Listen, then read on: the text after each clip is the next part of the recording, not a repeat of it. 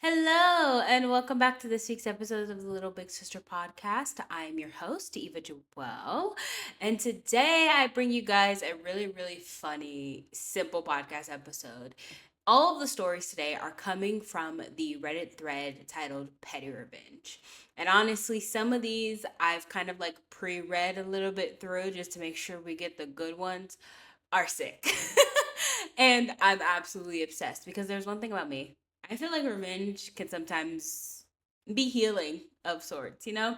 I'm not saying sit there and like boil yourself. Boil is not the correct word that I'm looking for, but like, we simmer in the anger that like fuels revenge. But I am saying that like if you want to get revenge on somebody who did you dirty in elementary school, that's perfectly fine.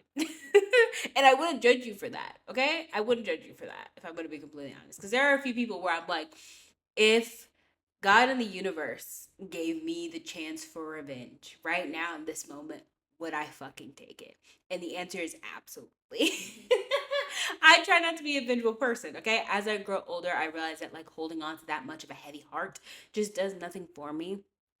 But a few of y'all deserve it, okay? A few of y'all deserve to get the Mario coins smacked out of you for what you did to me. And I want you to know that I haven't forgotten about it. So if if I ever get the chance, y'all better watch y'all back. Just a little petty revenge. Petty revenge would do the soul good. But sometimes, the best revenge is to live a good, happy life. And I've gotten there with certain situations, but with other situations, not so much. I'm maturing. Okay? Do as I say, not as I do. That's the saying, correct? Right? Yes. Just do as I say, not as I do. Okay?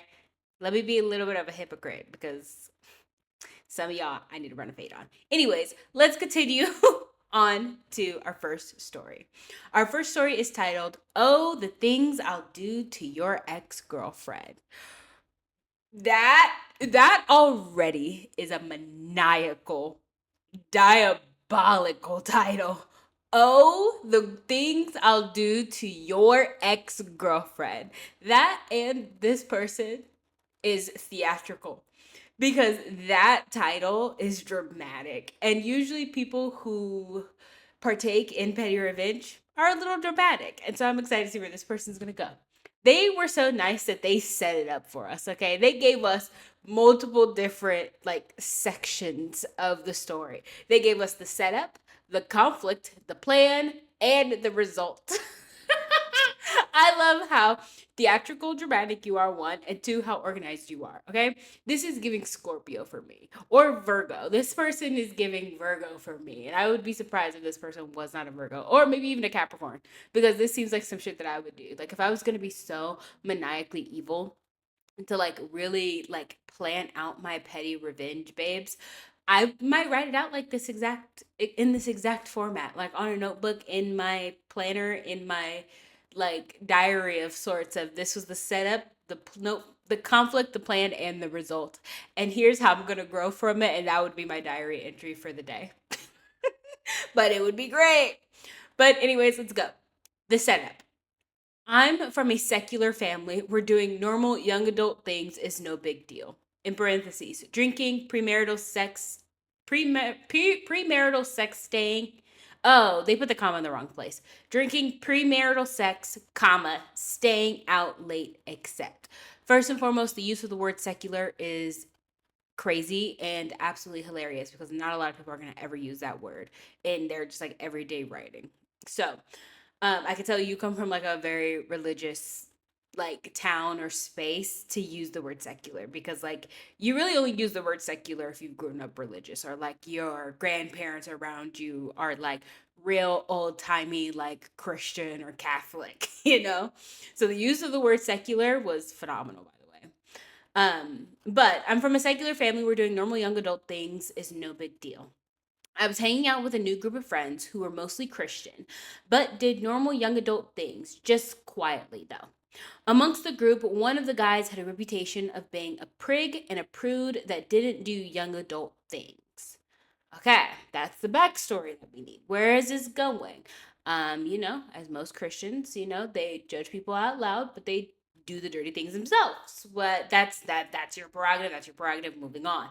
The conflict. To each their own, I say. But I heard from multiple people that he was saying things behind my back that weren't true and actively warning girls to stay away from me. During this time at a uni party, I bumped into his ex-girlfriend who he was still very much in love with, and the poor thing looked very uncomfortable and out of place. When I'm drunk, I'm super friendly. So I brought her a Coke, introduced her to some people. We had a nice chat about our hometown. Then I went on my merry way. The next week, I met her between classes, and she confessed she'd been uncomfortable because she'd heard horrible things about me and had assumed I was going to grope her or something. I'm normally not one for being subtle, but I had an inspired thought and on the spot thought of an amazing petty revenge plan. Okay, so set up, come from like a religious space, conflict. There's a hater friend, I say in loose parentheses, that is spreading fake rumors about you. We kind of get the idea that the fake rumors have something to do with you inappropriately touching people without consent. Okay, so that's the conflict. Let's move on to the plan. The plan.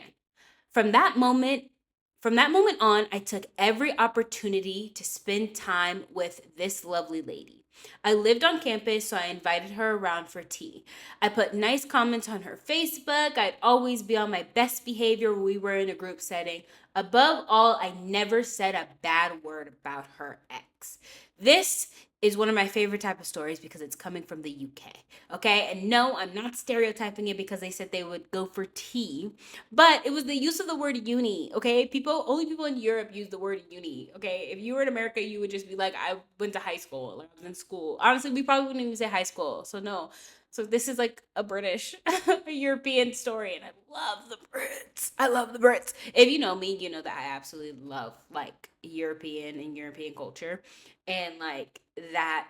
Oh my god, like my like dream trip. A lot of people have a dream trip of like going to Japan. No, mine is like to go to Europe. I really want to go to Europe. Actually, no, that's a lie. I want to go to everywhere. I want to go to Europe. I want to go to Japan. I want to travel so much in my life. And that has been like in the back of my head. I'm like, how am I gonna travel to all these places, within the next like few years? I gotta figure it out. But anyways, this story, as we can tell, is from the UK. Back to the actual Reddit story because I went on an ADHD rant and I apologize. But from the plan, you started hanging out with the ex girlfriend. You have a little bit of ill intentions because, like you said, this was a plan. This was not like genuine. Like you actually really want to hang out with this girl, which means, maybe you're not a creepy groper, but you may have a little bit of ill intentions. Anyways, the result. I heard on the grapevine that he approached her at a party and was freaking out at this evil secular monster was attempting to corrupt her. Okay. She scolded him, saying what a nice guy I was and how I never had badmouthed him and he should be more concerned with how he treats girls. They never got back together, and I was happy to hear about how annoying and petty she found him. I quite enjoyed her company, and on top of the benefits of petty revenge, and still think fondly over our platonic friendship. Okay, so okay, I get it. I get where the revenge came from. The revenge, honestly, this is one of those revenges where they aren't even necessarily in the hands of OP or in the hands of the person that's getting the revenge. The revenge itself happens on like a mental level, right? Because like this original like friend that you had, they they could be jealous of you. They like there's a reason if you don't do these things that this person is spreading these like false rumors about you, right? And so you didn't even have to do anything besides be a good person and be nice in order to get into their head, right? So it doesn't really matter what you would have done. You would have gotten revenge out of the sheer fact that you were happy.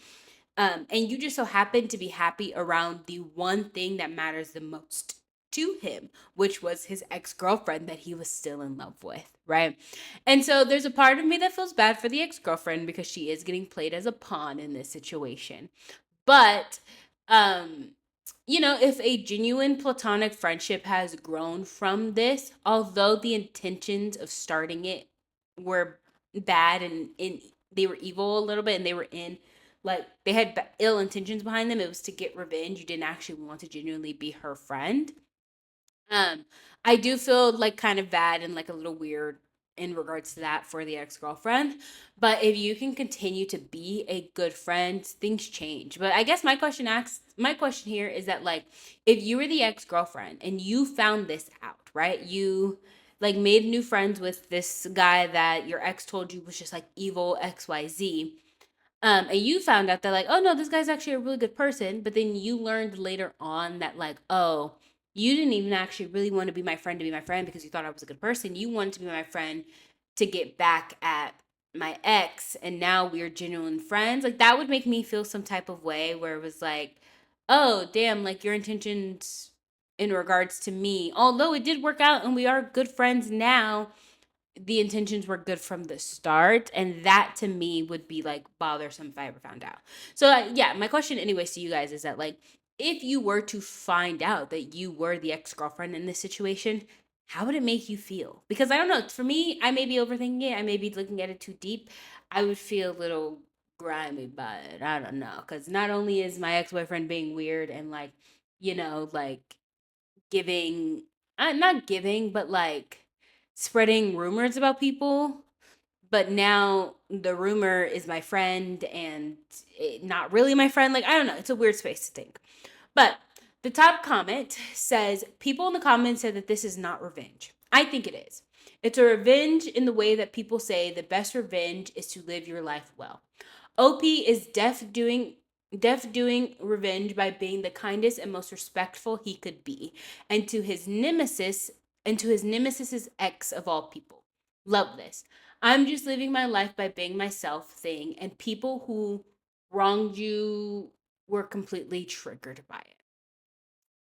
Somebody replied to that comment and said, a good friend of mine was tormented by bullies throughout high school. Eventually, he discovered the trick of simply making friends with said bully's girlfriends. When the subject of when the subject of the bullying boyfriend would come up, he would simply honestly describe his personal interactions with the boyfriend, and presto, no more girlfriend for bully boy. If you don't think this is revenge, maybe you don't remember your first serious teenage breakup. Trauma has erased the experience. Of course, when I was bullied in high school, the bully's girlfriend liked to watch. They were made for each other. Honestly, I love when people like have these innovative ways to get out of like crazy weird situations. It kind of reminds me. I don't know if you guys have ever read the book, but I was recently listening to Kevin Stage's book. I think it's called like A Successful Failure. It's on Spotify. You can listen to it. But he kind of talks about the same situation where like he realized that he was good at comedy because he had a bully, and his way to get the bully to like leave him alone was to get him to laugh. But then he later found out that the bully didn't leave him alone because he was just so funny. He left him alone because his parents moved. And it wasn't had nothing actually to do with him being funny. But it's just like these little moments in like childhood where it's like, oh, okay, I'm figuring out how to play this game called life. And you realize how important like relationships and talking to people and like being in connection with people like truly means in like in a in a in a like, I don't know, not in a like clout chasing type of way, but in a just like human relationship way. But anyways, let's move on to our next story. Our next story is titled, I Got Back at a Bully Who Tormented Me in Elementary School. What did I say? How did I start this podcast? I literally said, if you want to get back at somebody who did you wrong in elementary school, by all means do that. And this one randomly just came up on the side. That was not planned. I swear it wasn't planned. But the story reads, hello, everyone. This happened more than 8 years ago or so. But it was more or less like this. I was in the fourth grade of elementary school, and there was a guy a year older than me who kept bothering me, saying I was weird and strange. I just kept holding a grudge against him, and he loved stealing my stuff. Seriously, he had stolen a lot of my things. At this point, this is where you narc, buddy. But, like, in elementary school, middle school, you don't know these things. Um, is it crazy if I teach my kids to narc? Because I feel like sometimes narking in situations like this matters. Even if it means like narking to me at home. Like even if that means like you wait until you come home and then you tell me like, mom, like this kid stole my pencil, stole my like pen, my like stole my stuff, let me know. Okay? Cuz I'm tapping on my chest as you can hear. But big mama, me, I'ma handle it. Okay? I'm handle it. I will go up to that school and be like, let me talk to the teacher. Actually, my kid doesn't even need to know that I'm going to go up to the school and talk to the teacher. It's just going to happen, because that's kind of like the worst thing of being like a kid when you're like being bullied. You don't want to tell your parents because you don't want them to like make a big deal out of it. But the way if I have kids, I don't know if I really want kids. It's up in the air for me, to be completely honest, because that sounds like a lot of work. And I think there's more to life than just like having kids because I'm a woman, but that's besides the point. Um, I'm gonna make it a point and I'm gonna make it a big deal silently. So my kid doesn't feel embarrassed. And I think that's where a lot of parents go wrong. Anyways, let's go back. Seriously, he had stolen a lot of my things. Back to the story. But there was a day when me and seven other guys, I don't even remember who they were play fighting. But it was just pushing each other on the school grass, and out of nowhere, this guy came and started playing with us. And that morning, he slapped me on the neck, which had already made me furious when I saw him. When we were resting for the second round, he was looking at a girl he liked, but he was near a slope full of dirt and a lot of rocks.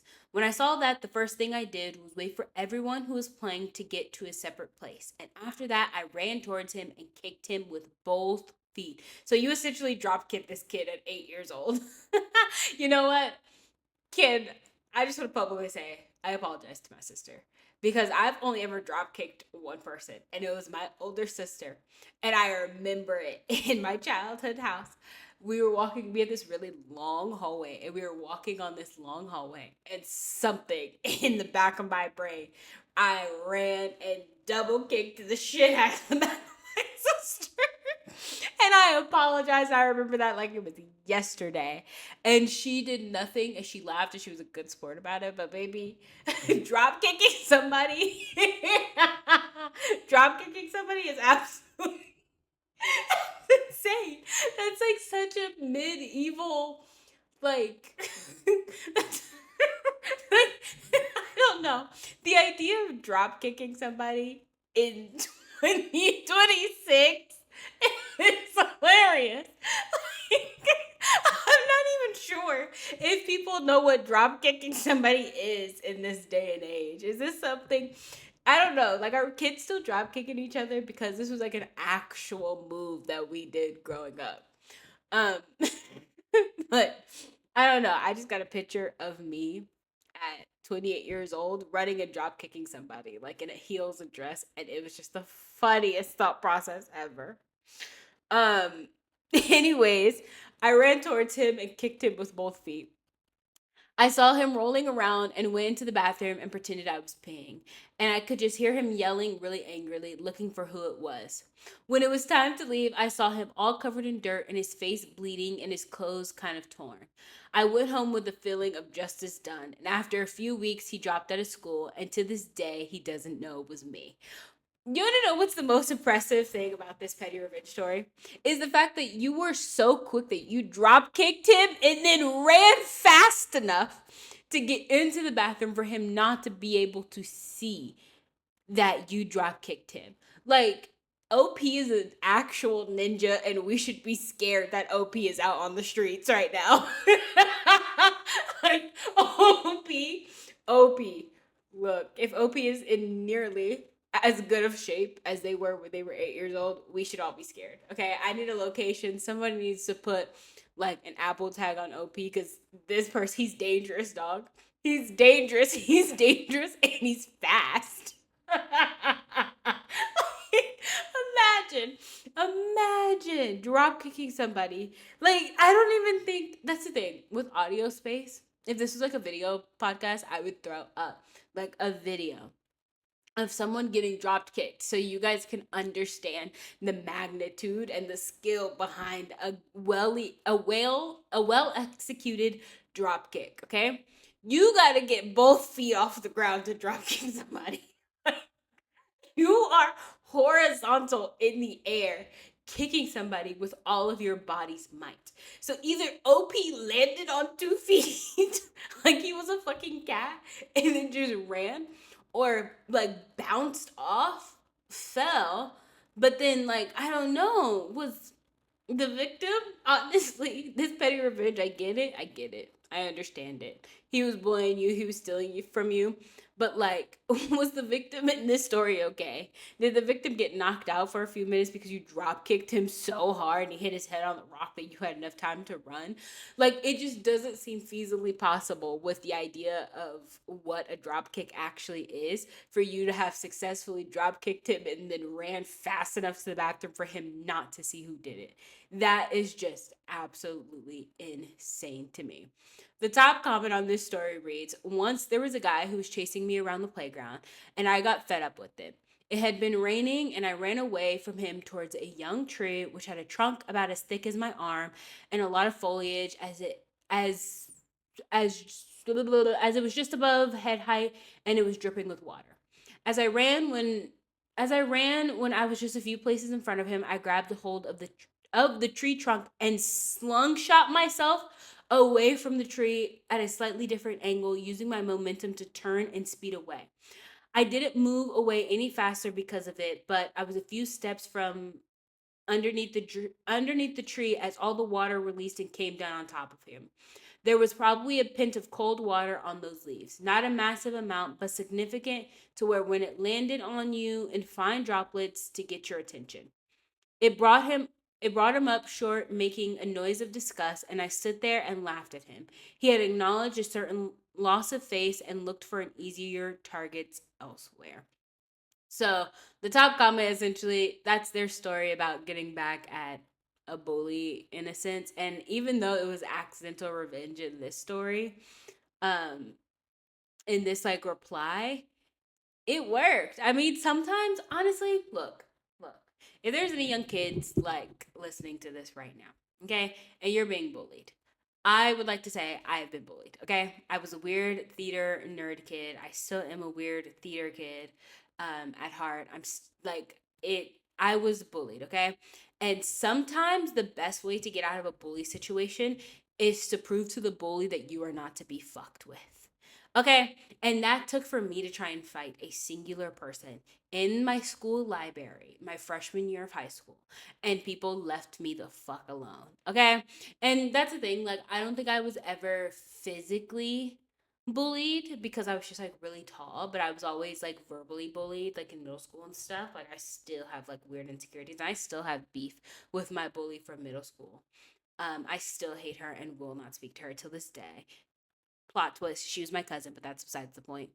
Um, yes, like I've been bullied, but sometimes the space is one to like the way to go about it is to one give you and the bully space away from each other. But if this bully is continuously coming after you, sometimes you're just gonna have to swing. Okay, you're gonna have to swing. You're gonna have to prove a point that you are not the one to be played with. Okay, but please make sure you know how to fight first. And if like fighting and like you know not like if fighting and like standing up to the bully isn't an option, yes, you should probably like speak to your parents and like speak to somebody above you, just because like you deserve to have like a non-stressful like schooling experience or work experience wherever you're being bullied.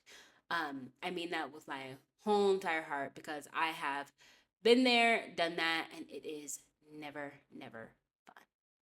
And on to our last story of today. And it is good old fashioned neighbor drama. Okay? Look, I've had some shitty neighbors. I've had some entertaining neighbors. I've had some racist neighbors. And y'all, let me tell you, neighbor beef is never fun. Like, if there's petty revenge and beef with somebody that you don't want to have, it's genuinely your neighbors, especially if you live in an apartment complex, because it's like, damn, I just want to like exist in my apartment, in my space, in peace. And like, you are trying to start beef, and if you start it, bitch, I gotta finish it. Goodness. Like, I gotta fucking finish it, dog. Like, please don't go there with me because unfortunately for everybody involved, I am petty. And so it's like, it's one of those things where, like, if you have sweet, nice, non nosy, like respectful neighbors, keep that relationship with them because you never know when you're going to need to like knock on somebody's door for like a safety reason or like anything of that nature.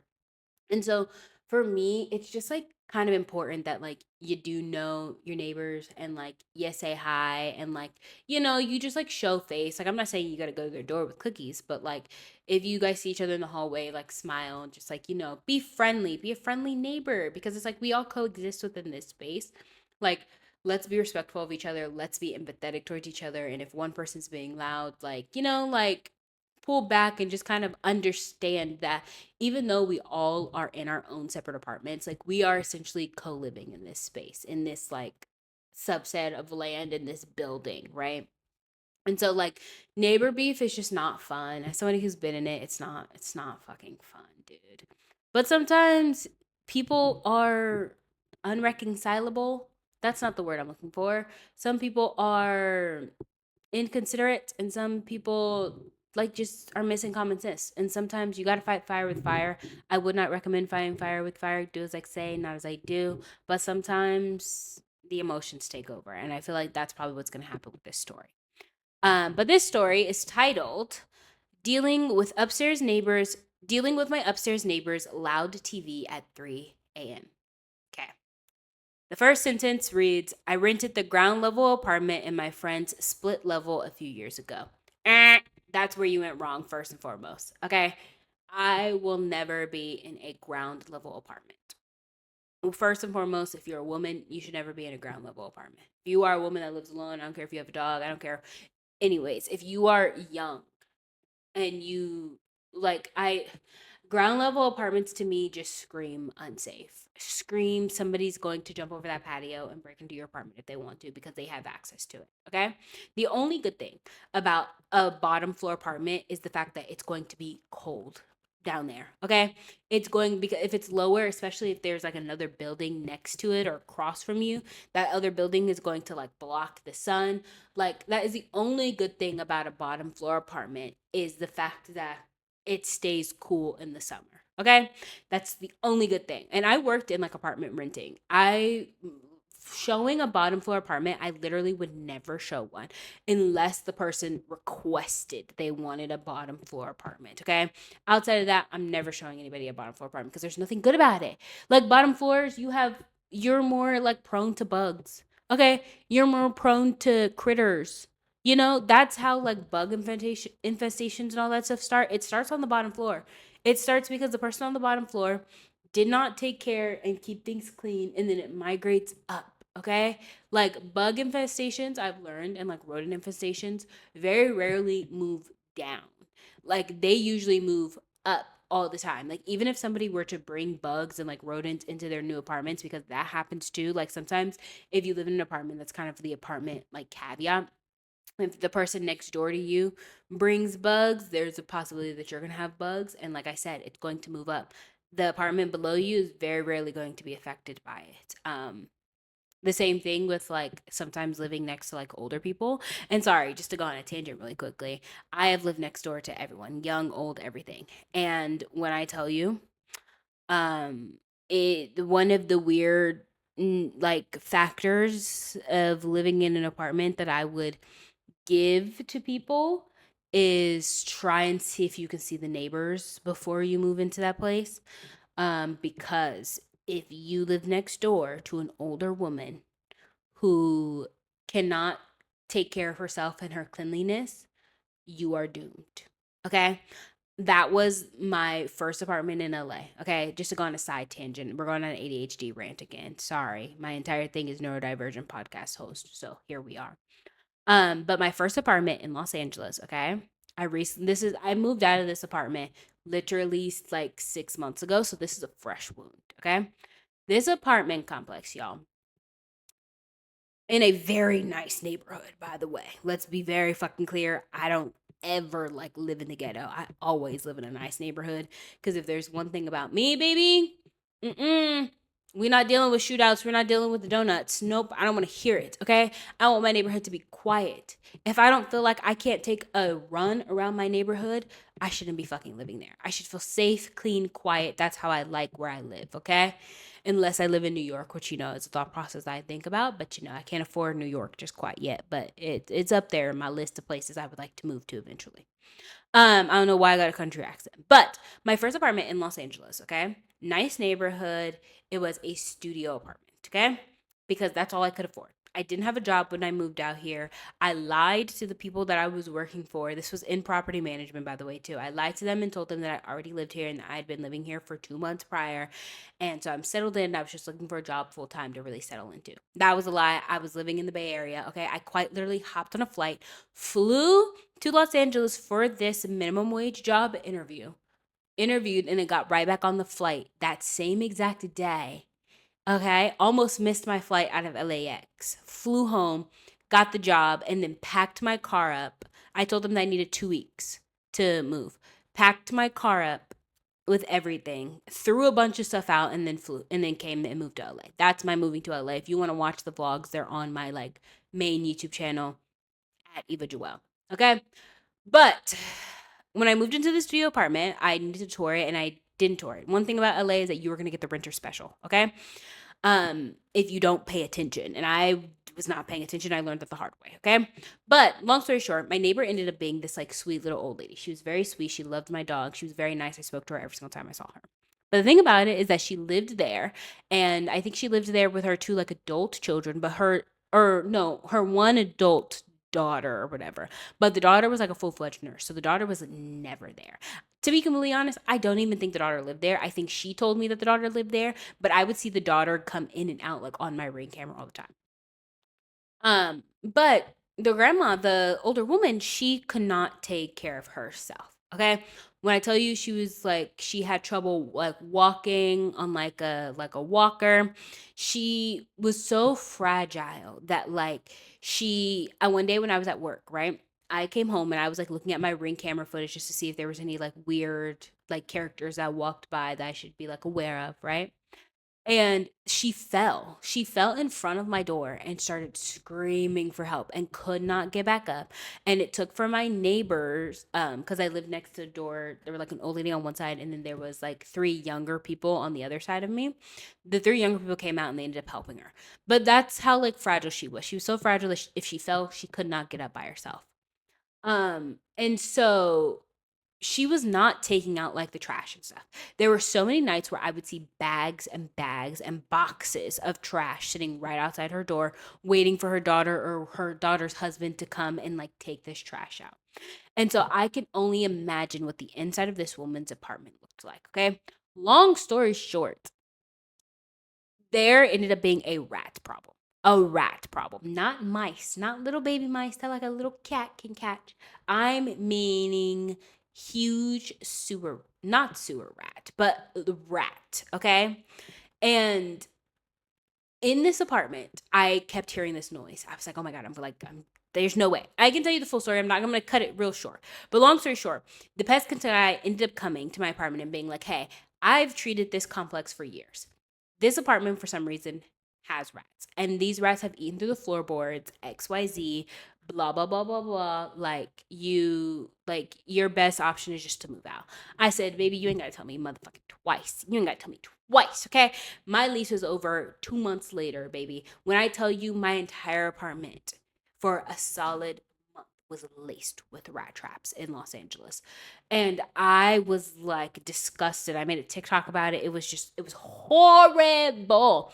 But that's what I mean by infestations start with neighbors. And if this problem had been a problem for years and this woman next door had been living there for years, that's probably where it was coming from. When, if she opens her door, you can smell it. like, you couldn't smell it through the wall, or maybe I had gotten used to it, but like the level of trash, the level of cleanliness that this woman clearly had was clearly a fucking issue. And it affected me and it sucked and I hated it. And that was my first like shitty LA apartment story. I have so many, honestly, like neighbor stories and stuff that I could make, and that should be an entire podcast episode of like, how do you move out by yourself? Because I have tips and tricks, baby. Because I worked in the industry, the apartment renting industry. I could give tea to get an apartment, like truly. Um, Anyways, but yeah, that was long story short. I hated it. It was not a long story short. It was a long story that was long. But moving on, we're gonna finish this story so we can continue on. I rented a ground level apartment. I said all of that to say don't rent a ground level apartment and look at your neighbors before you move in.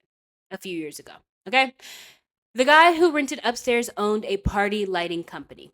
Odd company to have, but there's a market for everything. And as a result, they usually came home from work around 3 a.m. I worked a 9 to 5 job and I'm fairly a light sleeper.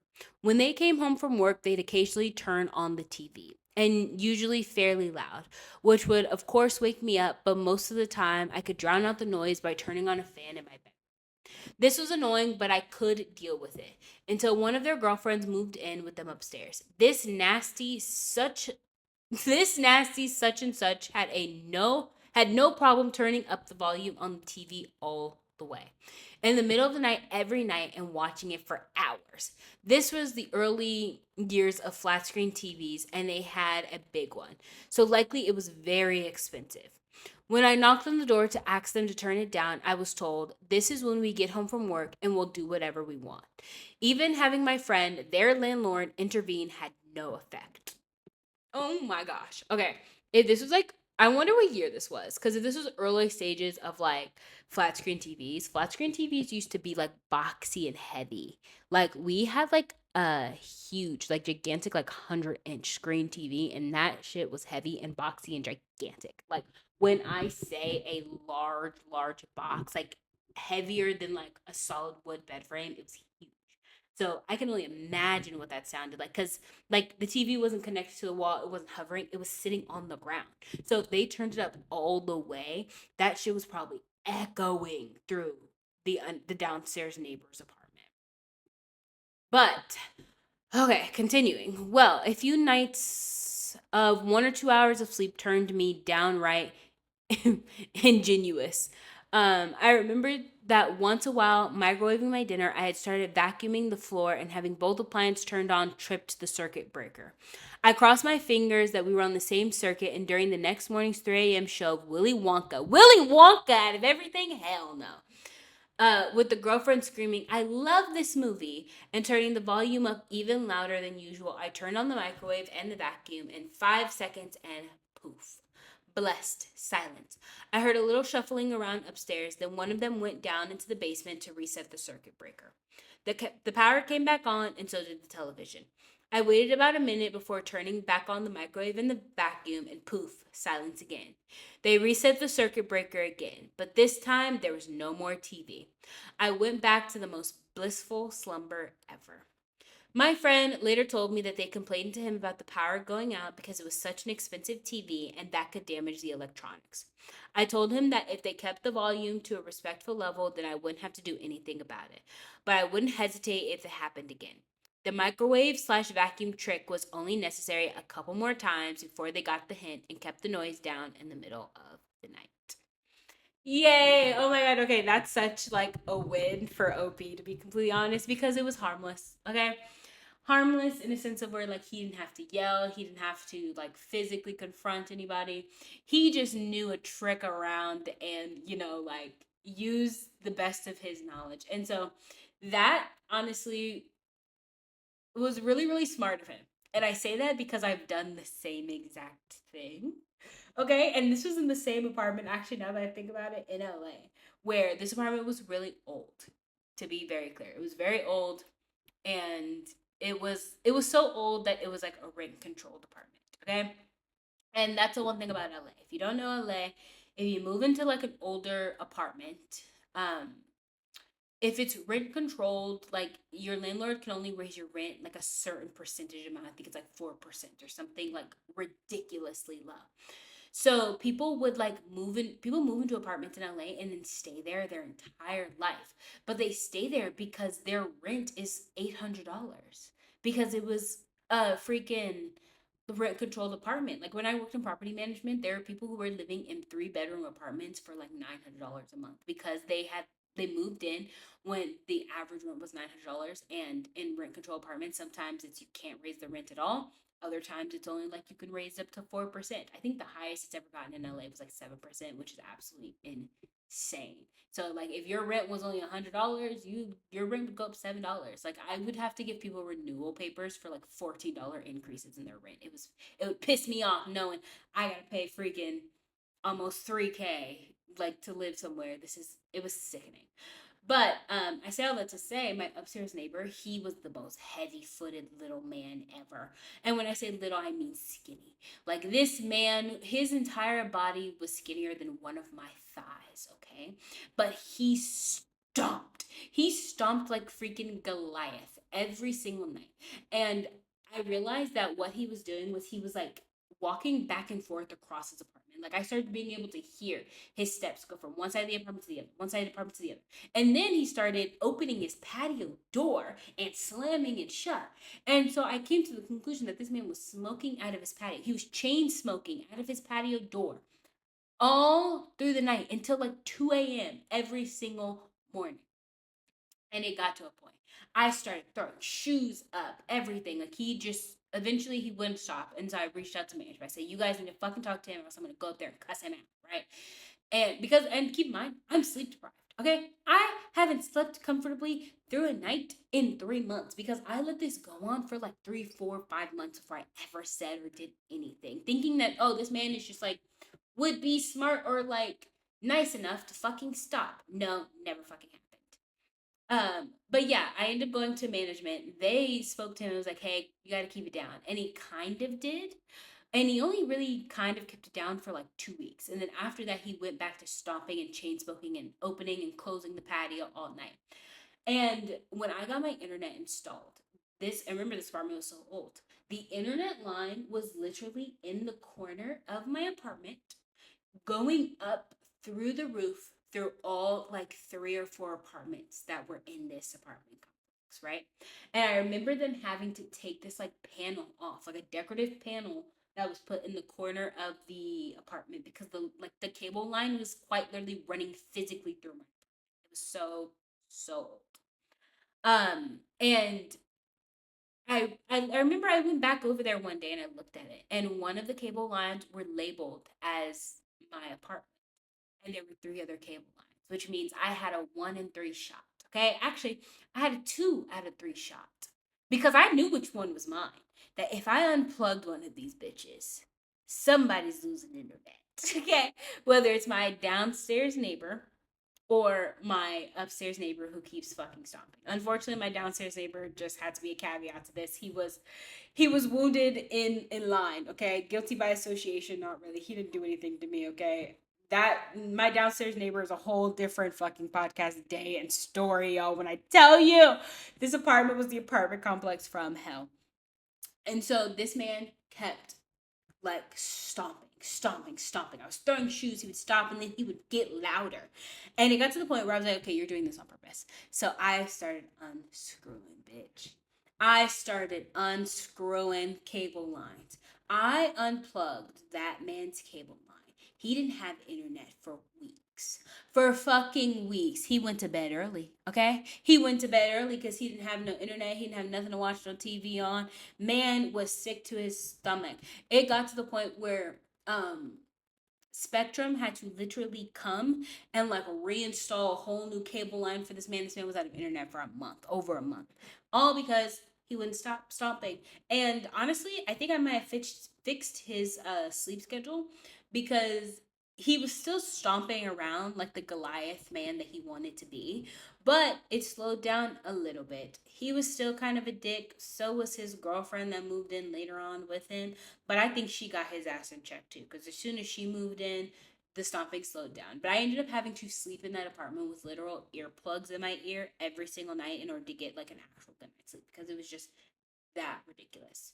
And then the rat situation happened and it was absolutely Okay. So, you know what? Sometimes you got to get petty revenge.